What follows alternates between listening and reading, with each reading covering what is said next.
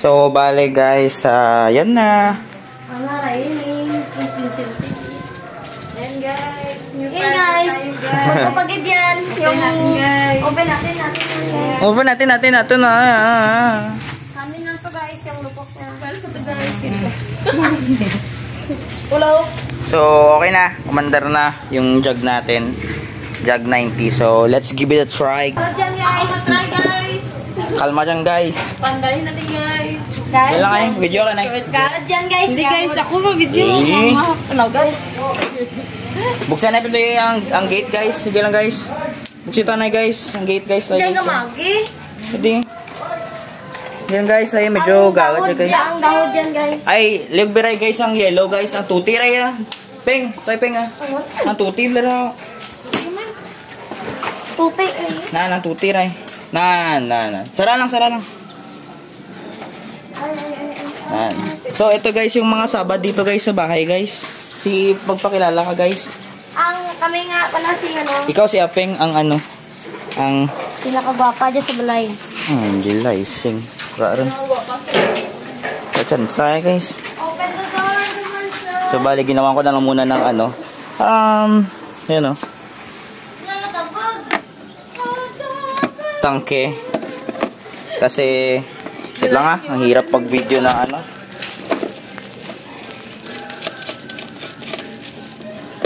Wait lang guys, kalma lang kayo guys. Lagyan ko lang ng tuti konti guys kasi baka ma-overheat guys.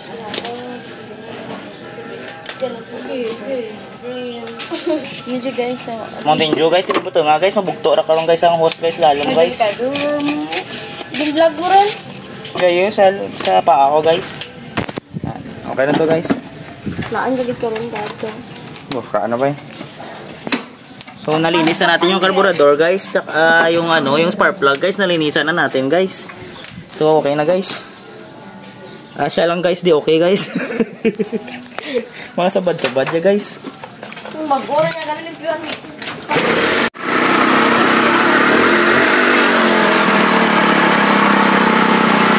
Bye guys. Bang.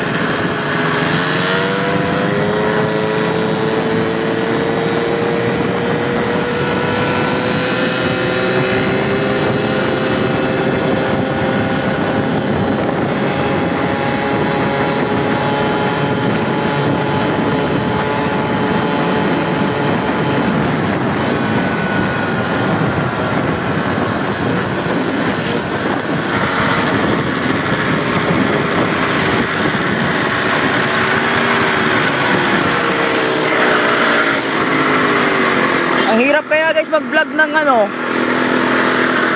one hand lang tapos wala yung preno mo nasa kanan pa, nakaliwa pala, sorry.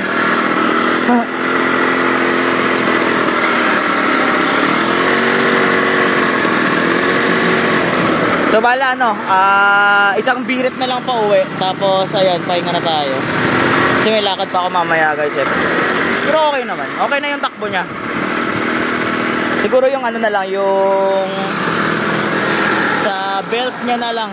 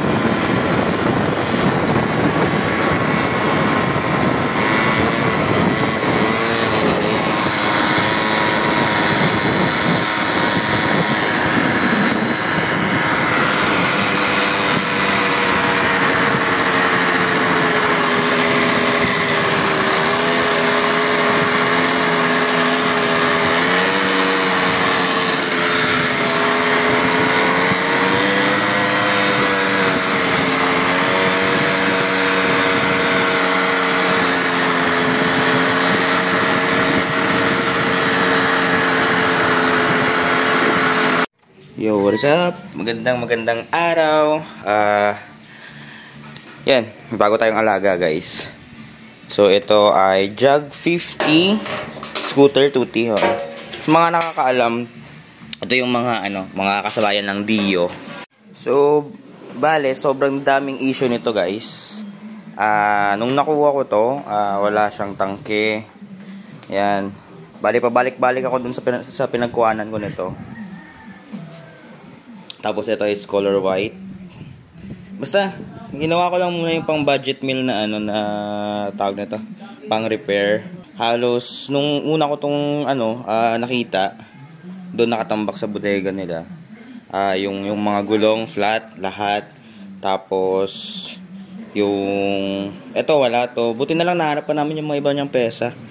Kasi ito wala din. Yung carburetor, ayan.